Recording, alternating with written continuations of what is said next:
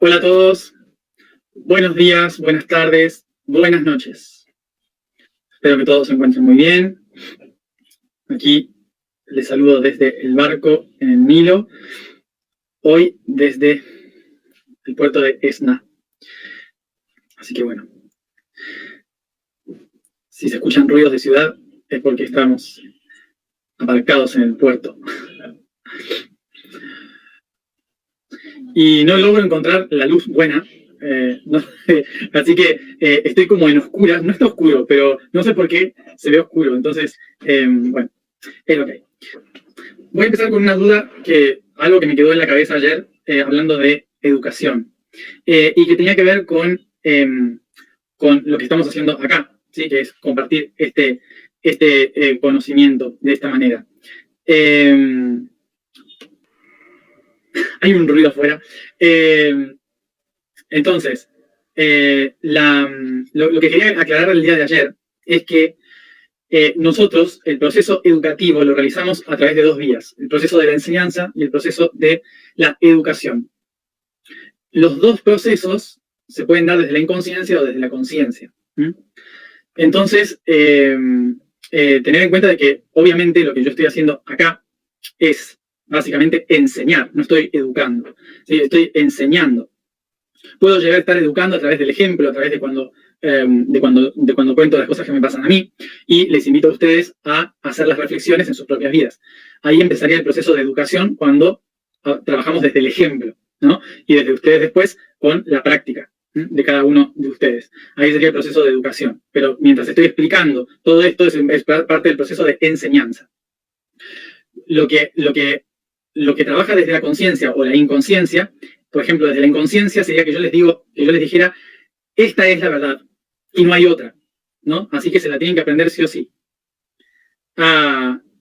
Desde la conciencia sería, esta es mi verdad, se las muestro y ustedes con eso hagan lo que quieran, ¿no? Es un proceso educativo.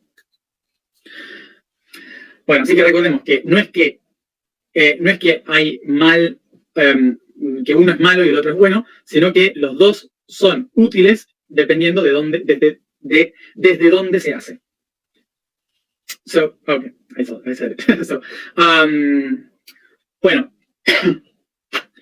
dicho esto, entonces, el tema de hoy, chakra corazón, Capricornio, es la economía, el sistema de la economía. Queremos pensar cómo vamos a relacionar la economía con el chakra corazón. Nosotros los humanos tenemos un preconcepto cultural con el corazón como si fuera algo espiritual. Y de hecho, lo es. De hecho, al ser algo espiritual, tiene que ver justamente con la economía. Porque la economía implica el intercambio, el flujo, el dar y el recibir. Y es lo que hace el corazón. El corazón se encarga de bombear la sangre, distribuir los recursos que tiene el cuerpo a todos los órganos y los músculos para que funcione el cuerpo, ¿sí? Y eso es la economía, la distribución de este hogar que llamamos cuerpo. Recordemos que economía viene de la palabra oikos, que significa casa, y nomos, que significa distribución, es decir, la administración de la casa. Por lo tanto, vamos a ello. El concepto de economía lo podemos ver desde dos lugares, y vamos a tratar de verlo desde dos lugares. Uno desde el plano de vista energético y el otro desde el plano de vista físico. Vamos a ir al físico porque es el que más entendemos. El concepto físico, se subdivide en dos conceptos más. Uno es el biológico, orgánico, y el otro es el biológico cultural. El biológico orgánico tiene que ver con el sistema de circulación, con el sistema del corazón, y el orgánico. Y el sistema biológico cultural tiene que ver con cómo nos relacionamos con el medio. Estos dos conceptos son los que nos van a ayudar a entender qué significa realmente la economía para nosotros aquí como humanos. Vamos al biológico orgánico. El biológico orgánico nos dice que todo en la naturaleza, en la biología, necesita una distribución, necesita una constante circulación de las cosas, porque si no, no fluye, ¿sí? Por eso nosotros comparamos el sistema económico de la biología con el latido del corazón. El corazón late, impulsa la sangre a los órganos, a los músculos, y nutre nuestro ser, nuestro cuerpo. Entonces, a partir de esta circulación constante, nos va mostrando de que el cuerpo es abundante. ¿En qué sentido es abundante? En que no acumula, sino que distribuye. Por lo tanto, cada parte del cuerpo obtiene lo que necesita. Y una de las claves del sistema de distribución es que ningún órgano se adueña de la sangre, sino que obtiene lo que necesita en el momento que lo necesita. A veces hay un órgano que necesita más sangre un día que otro día, entonces absorbe esa energía, la obtiene, trabaja con eso y luego la deja ir para que otro órgano trabaje. Lo hacemos todos los días después de comer. Después de comer, la sangre que normalmente circula por la cabeza se va todo al estómago, ¿sí? Y trabaja sobre la digestión. Después el estómago, el intestino, ya no necesita más esa sangre y se vuelve a distribuir por otros lados. Lo mismo pasa en una relación sexual. Esa sangre se distribuye hacia, o se acumula hacia los genitales, desde diferentes partes del cuerpo, ¿sí? Entonces, después se vuelve a distribuir una vez que se relajó el cuerpo. Esto es administración, es una administración natural del cuerpo orgánico, ¿sí? Que lo que hace es que administra los recursos en función de la necesidad que tiene cada órgano. Por lo tanto, es orgánico, es lo que sería. La economía de la naturaleza es orgánica y va intercambiando entre el dar y el recibir en función de las necesidades de cada parte del organismo. Pero una de las claves de ese organismo es que sabe que cuando no necesita, no tiene por qué acumular. ¿Por qué? Porque su cuerpo no lo está necesitando. ¿Sí? Después vamos a ir a la mente, que funciona de otra manera. Por el otro lado, entonces, tenemos la biología cultural. La biología cultural, ¿qué significa? Es la histórica. Es como nosotros, los humanos, empezamos a desarrollarnos como civilización, como cultura, como seres vivos, inteligentes, en la Tierra. Empezamos a crecer, empezamos a conformar una sociedad, una civilización, una familia en primer lugar. Y todo esto por una clave animal muy básica, que es comer, dormir y reproducirse. ¿Se acuerdan? Las tres bases fundamentales de toda naturaleza. Como tenemos estas tres, toda nuestra cultura humana fue basada en estas tres. Y nada más, solo en estas tres cosas.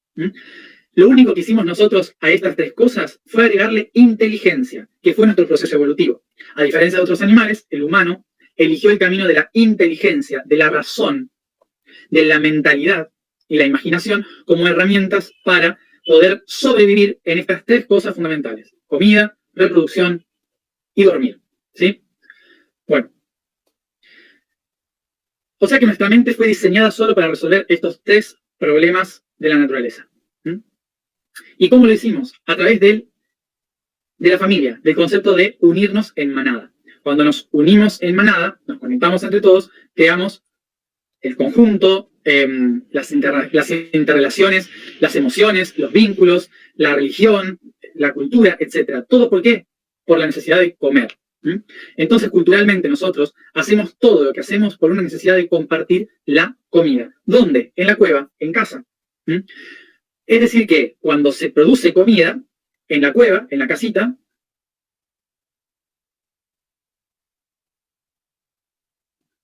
los padres distribuyen dentro de la casa lo que consiguieron recolectando, cazando, lo que sea. Y posteriormente, cuando sean sedentarios, lo van a distribuir y van a administrar también lo que sembraron y lo que cosecharon para poder tener, para pasar durante el invierno y durante la sequía. Aquí es donde nace el concepto de la economía. El concepto de la economía es compartir comida. Una vez que logramos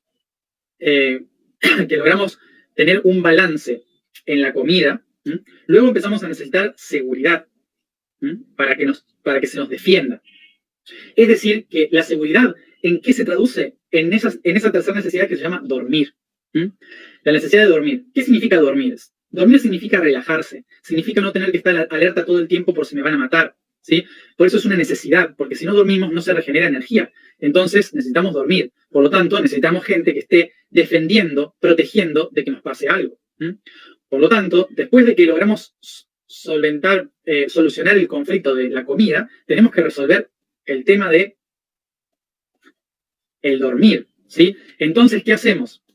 Empezamos a valorar la tarea del que defiende. Empezamos a valorar al fuerte, al que pelea, al que defiende.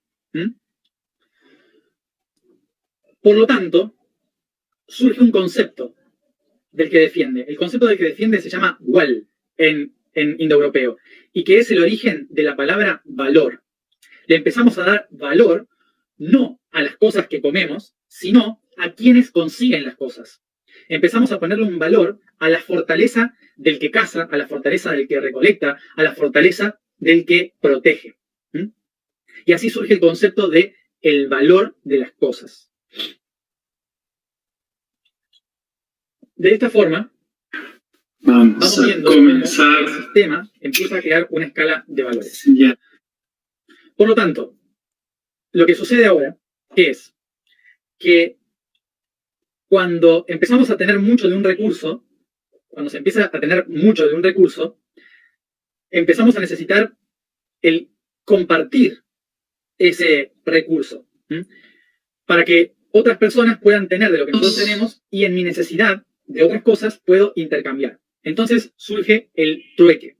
Este trueque lo que va a servir es para que todos puedan tener un poco de todo. Y cada familia, que se va encargando de cosas diferentes, van siendo útiles, ¿no? en generar este recurso. Y se acuerdan, hace unos días atrás, cuando hablamos de el carnicero y el verdulero, ¿sí? Las cosas que comemos, sino a quienes consiguen las cosas. Empezamos a ponerle un valor a la fortaleza del que caza, a la fortaleza del que recolecta, a la fortaleza del que protege. Y así surge el concepto de el valor de las cosas.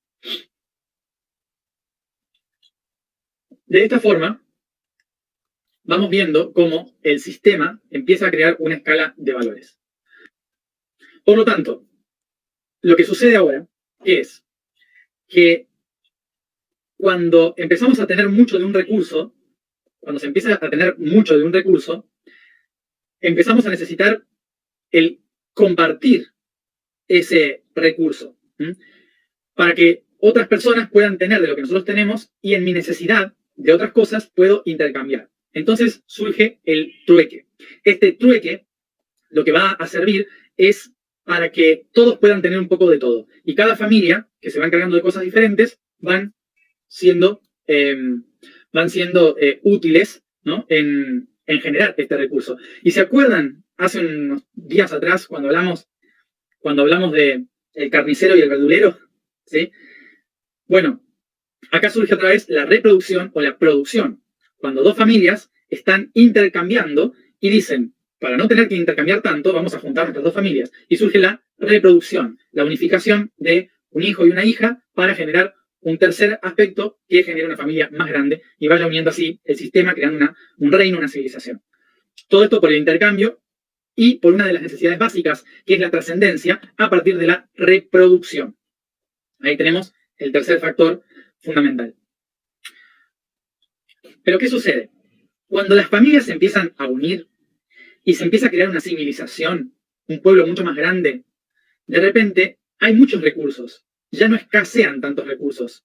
Empieza a haber muchas opciones y, por lo tanto, muchos valores diferentes. Este cambio se hacía por el peso de las cosas, cuántas las cosas pesaban. Pero cuando hay demasiadas cosas que compartir, entonces todos tienen de todo. ¿Y cómo hacen para intercambiar o comprar algo que ya tengo?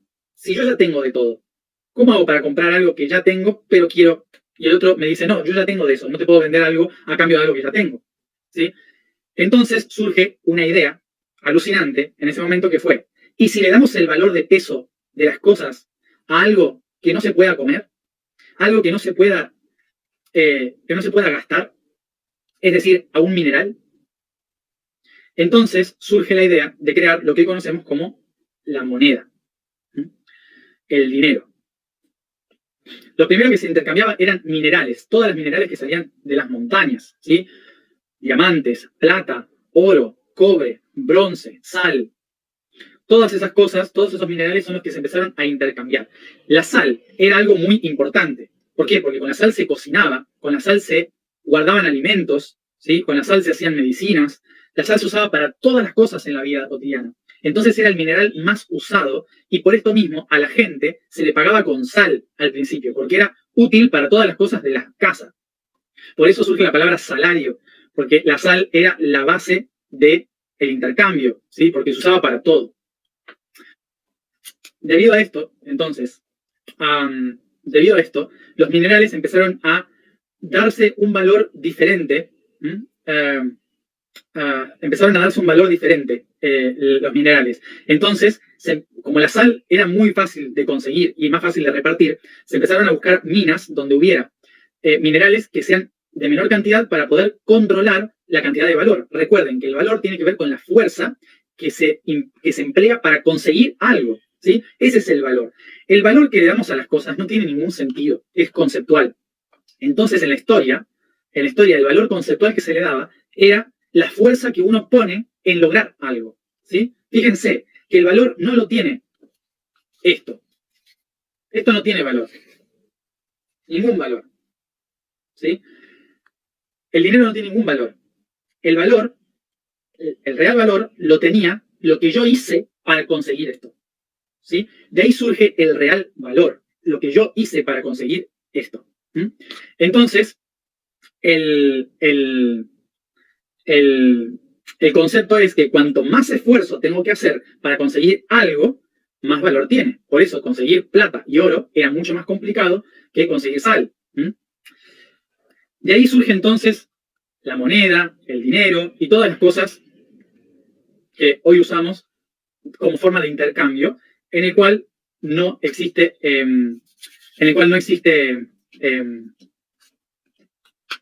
no hay que hacer trueque, sino que simplemente se intercambian valores. Valores de cosas. El dinero es valor de cosas. Esto no tiene valor. Es valor de cosas. De acciones. Ok, vamos entonces a esto. ¿Qué sucede en la historia? Todavía seguimos en el biológico, ¿sí? En el biológico cultural. ¿Qué va sucediendo en la historia? Lo que va sucediendo es que muchas personas empiezan a considerar que el mineral que representa la fuerza está conectado a lo divino. Entonces, aquellos que representan lo divino, el rey, el sacerdote, eran los que más oro, plata tenían que tener. Porque estaba relacionado con ¿qué? Con la fuerza divina. Nadie más en el universo podía tener más fuerza que la divinidad. Y por lo tanto, todos los que venían del cielo, la divinidad del cielo, representa en la tierra el concepto de el oro, el concepto de lo que cuesta, la fuerza de la creación. ¿Se entiende por dónde voy? Este concepto hace que los antiguos interpreten que los que estaban más cerca de lo divino eran los que tenían más acceso a la fuerza divina. A la fuerza divina. Entonces, tenían acceso al oro, a la plata y a todos los minerales. Esta idea fue generando que se cree una estructura piramidal de los recursos, en que el oro y la plata lo tienen los que están a lo alto, el rey, el sacerdote. ¿Y a esta gente cómo se le llamaba? El rey. Rey, ¿cómo se dice? Regente. Rey significa el que rige, el que tiene el derecho. ¿Sí? Ese es el regente. ¿Cómo se dice rey en lenguas nórdicas? Reik. Origen de la palabra ricos. La palabra rico, el que tiene dinero, no tiene que ver con tener dinero. Tiene que ver con ser el rey, con tener el derecho divino del poder sobre los demás. No tiene que ver con dinero. Nosotros, los de clase baja, los agricultores, el resto de la gente que vivía en el campo, eran los que consideraban a esas personas ricas porque tenían oro para intercambiar. Pero a los ricos nunca les importó el dinero. ¿Qué les importa? El poder, que es lo real. ¿Se entiende? El dinero no tiene ningún poder. Tener dinero no tiene poder. Es el que rige y tiene el derecho el que tiene el poder. ¿Se entiende? Entonces, durante mucho tiempo hemos creado una cultura de creer que el dinero es el que corrompe, cuando lo que corrompe es la necesidad de tener el control sobre las cosas. Okay, so the power is rich because we created this idea that the rich people has the gold, has the silver. Because we were in the grounds, working in farms, working in the fields with agriculture, and for us, for the common people, the money, the money. Speaking about the minerals, were the ones that has the value. But remember, the value was not in the money, was in the power, on the strength of doing the things. Nosotros, el pueblo, hemos creado la idea de que el dinero tiene poder y el dinero corrompe a las personas. Nos hace corruptos. No es el dinero, es la búsqueda de tener poder. ¿Y eso dónde está? Acá, en nuestra cabeza. Es una ilusión. Si esto para las personas que dicen que el dinero se tiene que terminar y que está muy mal, ¿no? Que es algo terrible, el dinero. Hagamos un ejemplo. Dinero, ¿sí? Hagamos de cuenta de que de repente no existe más el dinero. Lo eliminamos. Somos libres. Somos libres. A partir de ahora vamos a intercambiar tenedores. ¿Sí? Porque el tenedor es genial. ¿Cuántos de ustedes van a querer tener tenedores? Sin tenedores no van a tener cómo comer. Porque es la única forma de comer el tenedor. Y el que tiene un tenedor la tiene muy clara. ¿Cuántos de ustedes quieren un tenedor? Entonces, ¿dónde está el valor que le ponemos a las cosas? El dinero no es el culpable de nuestra ineptitud humana, de nuestra incapacidad de ser coherentes. El dinero no tiene la culpa. Todo lo que tenga valor surge de la búsqueda de poder. ¿Y qué es el poder? Es encontrar la rectitud, encontrar lo que realmente soy. Si yo no sé quién soy, no sé qué tengo. Si no sé qué tengo, quiero cosas de fuera. Porque tal vez lo que está afuera me haga ser quien tal vez soy.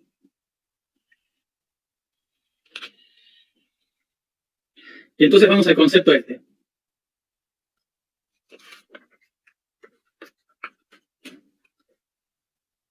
Perdón, lo agarré del lado árabe. I took it from the Arab side. Vamos a esto ahora. El que tiene 200 es rico. El que tiene 10 es pobre. Vamos a buscar uno más nuevo. El que tiene 200 es rico, el que tiene 10 es pobre. Vamos a lo que significa pobre y rico para entender otro de las grandes trampas de la economía global. Vamos a esto entonces. Los ricos. ¿Qué es el rico? Es el que tiene poder y está comandado por lo divino. De ahí viene la palabra rico. Alguien que es rico no necesita dinero porque tiene poder. Antes de hacer opiniones, escuchen toda la explicación. Rico es aquel que está alineado con su espíritu y tiene poder. Pobre viene de la palabra pauper, que significa poco fértil, infértil. Es decir, un terreno donde no crece nada. ¿A qué se considera un terreno que no crece nada? Alguien que no tiene poder. Estos son los dos conceptos originales de las palabras rico y pobre. ¿Qué sucede? Se considera infértil al pobre porque es aquel que en el campo no logra tener fruto. El que no logra tener fruto o el que no trabaja para obtener fruto. El rico era considerado el que tenía buenos resultados porque estaba alineado con la tarea divina. Cuando empieza a surgir la construcción social en que gente pobre empieza a obtener ganancia, el concepto de pobreza sigue estando delante. Y se llaman nuevos ricos. Mientras que hay otros que siguen siendo ricos. ¿Sí?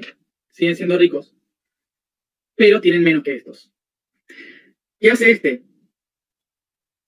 Empieza a comprar poder, creyendo que el poder lo tiene el dinero. Entonces, ¿qué hace? Le presta a este otro y le dice, no importa, yo te doy, pero a fin de año me vas a tener que devolver. Lo que se llama deuda. Y así es como empiezan a obtener poder falso. Y estos empiezan a considerarse pobres. Ok. Entonces, surge el concepto de quien acumula dinero para prestar dinero. Lo que sería un banco. Un banco es una acumulación de recursos. Bien. Pero esta acumulación, ¿se acuerdan quiénes eran? Eran los pobres. Eran los que no hacían nada, los que no tenían recursos, que un día acumularon tanto que empezaron a prestar buscando más. ¿Y qué fueron creando a lo largo de la historia? Estos nuevos ricos fueron creando la idea de que ser pobre es mejor. Y fueron creando la idea de que al pobre que se comporta, el rico, el Estado o la Iglesia, le da lo que necesita, por servicio.